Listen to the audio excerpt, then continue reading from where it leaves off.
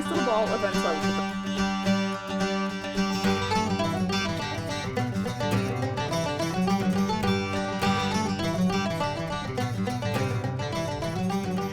Hi guys, welcome back to the channel. I'm Megan from the GWP Homestead, and today is going to be our third Saturday of the month. No! Don't even grumble at me. Every time I go to do something, he wants to go outside. So, it's our third Saturday of the month, and today we're going to make butter, specifically cowboy butter. Butter on itself is super easy to make. All you need is some type of heavy cream. This is obviously just store-bought heavy cream. If you have a cream separator, you could use goat heavy cream. I do not have a cream separator. I eventually want a dairy cow, so we just rock with doing store-bought cream. A very simple way to make butter is to take a jar, like a mason jar. This obviously wouldn't work.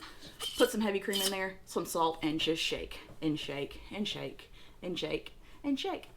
It's really fun to do it like this with kids, because you can get like the jelly little 8-ounce jars, and they find it so fascinating that they take a liquid like this and get a solid butter out of it. We've done it with Riley before and she absolutely loved it. But for today, I'm actually going to make butter for the first time in my blender. This is a Ninja blender. I'll leave an Amazon link to the one I have down in the description box. But this one's really cool because it actually has, a lot of people will make a dough in it. Cookie dough. I made some biscuit dough the other day in it. So that's really neat. And that's what we're going to use.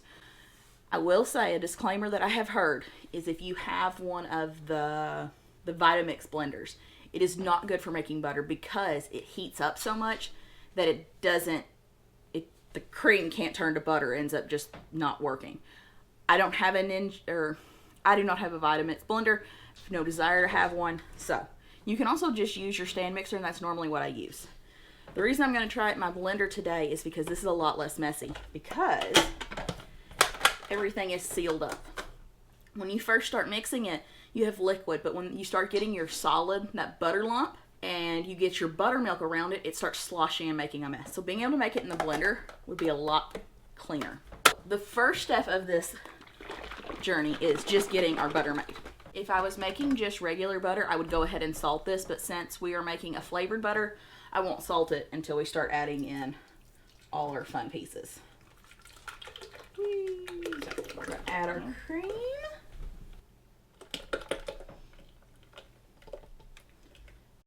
We are also going to cross our fingers that this doesn't wake Deacon up because he's asleep right now. The big kids are at school. They started school this week, so I have a little bit of quiet time. So it's amazing.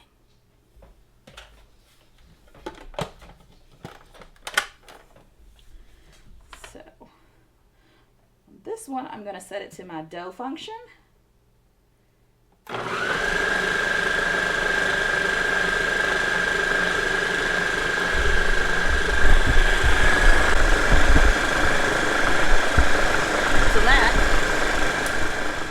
That is whipped cream. That is whipped cream. So that's awesome. It's not what we're going for. So we're getting there. Yeah. Nice thick whipped cream. And that's like the best whipped cream I've ever seen. Okay. Note to self, blender is great for heavy whipped cream. And if you wanted to stop, you could just add sugar to this and have whipped cream. We're not doing that. So, we're going to turn, not without the lid, put the lid back on, and go some more.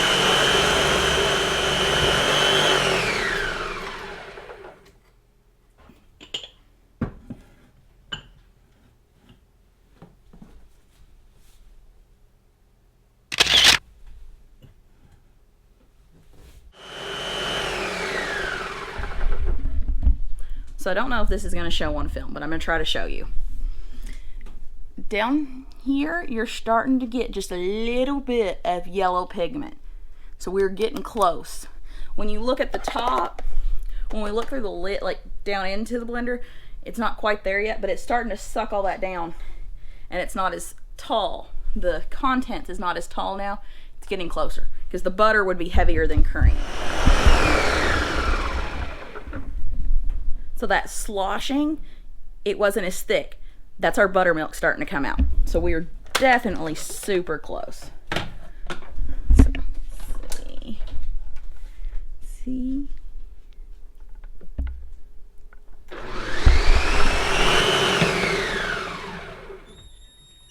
Oh yeah.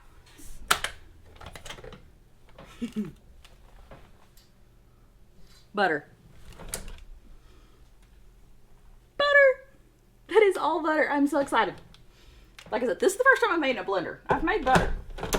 My favorite thing to do around Christmas, Thanksgiving, when I have to take stuff to family event, is to make like copycat Texas Roadhouse butter. You can do it a lot of different ways. Just like this Cowboy butter, you could also just buy stick butter. If you didn't want to start from scratch like this, you could just buy stick butter and whip it all together. Soften your butter, whip it all together, it'd be good. So, this is buttermilk. We do not drink buttermilk. Well, some people do. We are not buttermilk drinking people. But, I have been craving some onion rings. So, I'm going to save my buttermilk.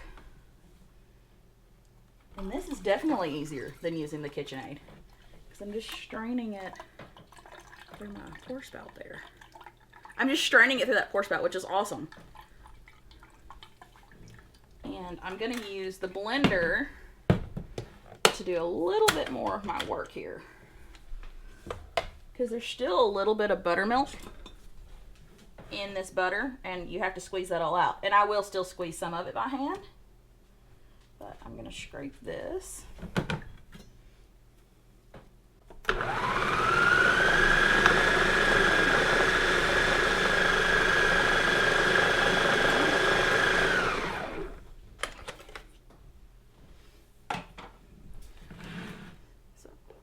Pop out.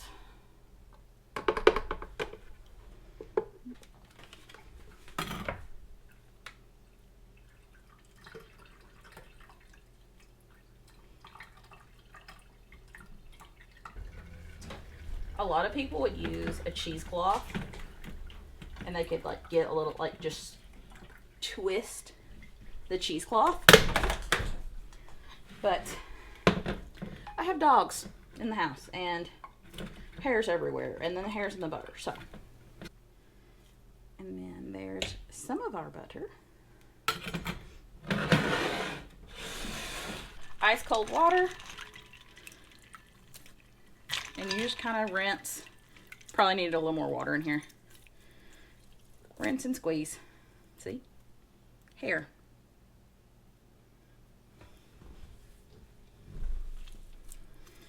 Rinse and squeeze. Nice little ball of unsalted butter. I have no idea. I could weigh this to tell you like my yield, like for how much cream to how much butter, but that's not what I'm after today.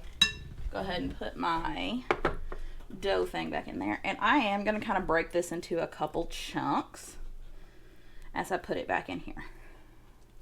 So now we get to add all the fun stuff. I told you on the last video, one of my biggest red flags is I do not measure, but I'll be sure to leave in the caption an actual recipe, or at least a link to a recipe. I don't know how Reagan's gonna want to do it, but that's my biggest red flag. In the original recipe I used, it said for lemon zest and juice. If I'm storing this long term, I do not like what the lemon juice does. Like, I don't like how it sits and doesn't like stay mixed in. So if I'm gonna store it, which is the plan for this, is to store it in my butter molds in the freezer, I do not add the juice. I just add the zest. It still has the flavor, it does great, but the juice, I just don't like how it sits. You can try it both ways and see how you prefer it. And some of the herbs are from our garden. So this is gonna be used when my garden's not fresh in the winter. We love this butter on red meat. We haven't tried it on any of like our deer tenderloin or back straps or anything like that. We've used it mostly on steak, and it is delicious. I think it'd be good too if you were doing like a pan fried burger to use this too. I haven't done it. I think it'd be delicious, but we love butter and steak. The most tedious part of this recipe is the thyme.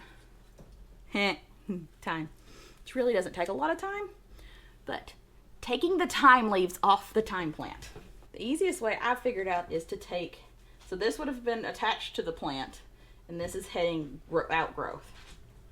And to pull it all off, and you'll still have like these little shoots. I try to break them in a couple pieces and throw them in.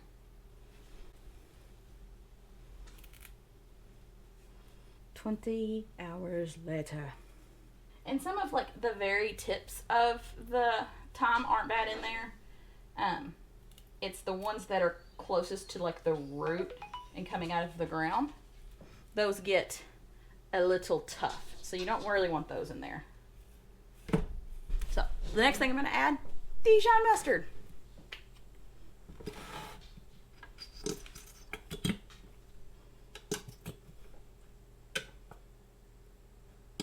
Okay. I'm going to make some of y'all very nervous here. I've done it before. I broke my garlic press the other day, but I discovered this little zester that I hate as an actual zester is really good for garlic.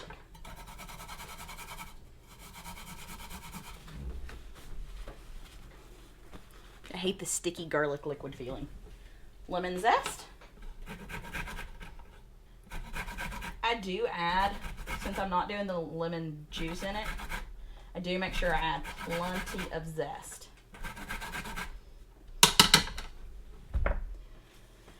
Just washed and dried my parsley, so we're going to chop that up. We're also going to chop up some chives from our garden. Did learn a hard lesson about the chives. You can add too many chives to this recipe. Do with that information what you need to.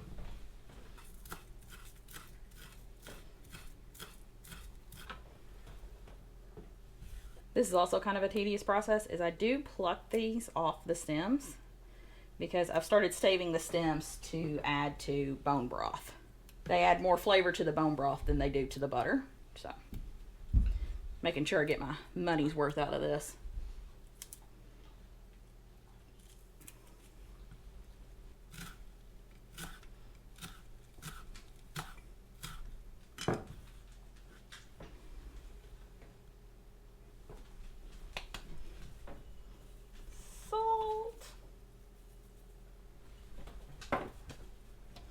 And I do add just a pinch of pepper and then some paprika. I'm out of regular, so I just use a little bit of smoked.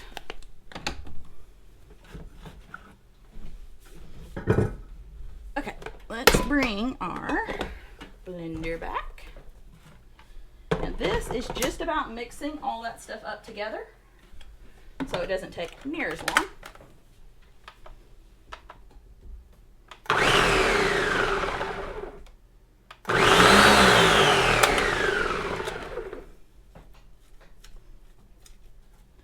I may need to put my actual blender blades in here so it can cut through that versus the dough blades that are just plastic blades. Oh, I have butter on me. Like I said, this is the first time I've done this in a blender, so.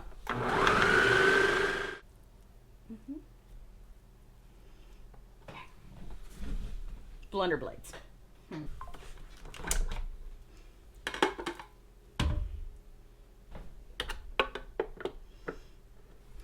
Put the blender blades in it, and now we're putting the butter and all the stuff back in it now. We'll try it like this. Also, if you were using salted butter sticks to make this instead of starting from scratch, don't add the salt, or at least add less salt.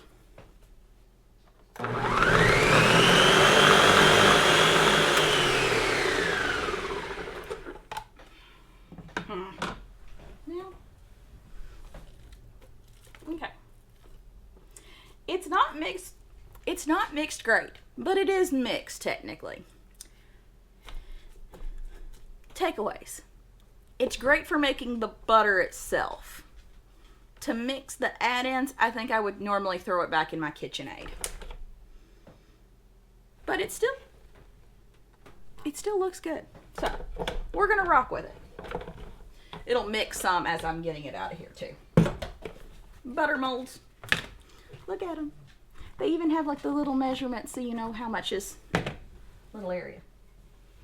Makes me happy.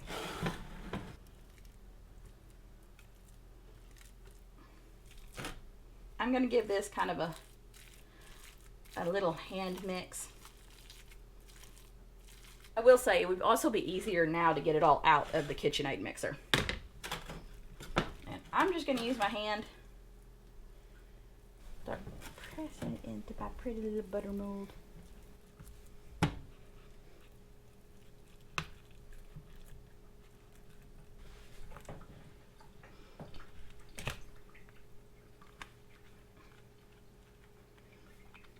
Another storage thing that a lot of people do is, instead of like a mold like this, they'll just take it and put it on saran wrap and wrap it up and like twirl the ends almost like a sausage or like a hot dog casing, and they'll freeze it like that too.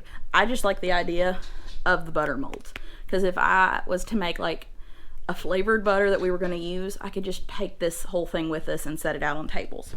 But that's how I did it for today. My favorite thing is actually the first time I ever made this is I made it for fillets, and the bacon stuck up above the fillet, and so it made this little butter chasm. Chasm's not the right word. So when you cut into it, the butter just, it was amazing. If I'm doing fillets, I love just to put it on top and let it melt. Other steak options, I just heat it up and make like a butter sauce and then dip it in it.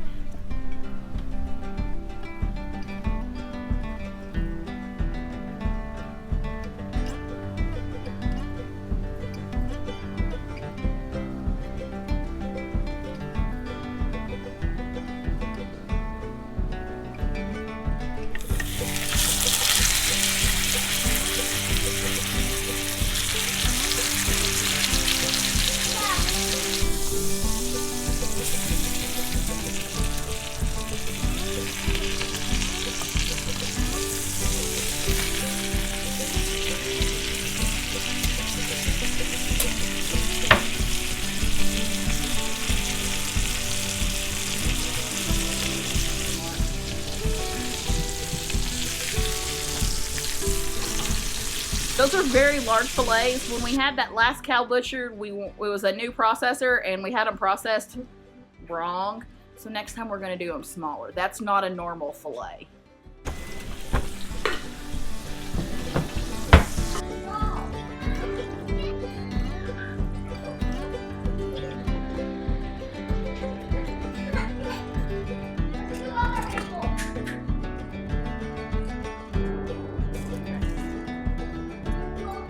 Well guys, that wraps it up for this video. I'm gonna go enjoy some delicious dinner and we'll see you on the next video. Bye guys. I'm Megan from the GWP Homestead.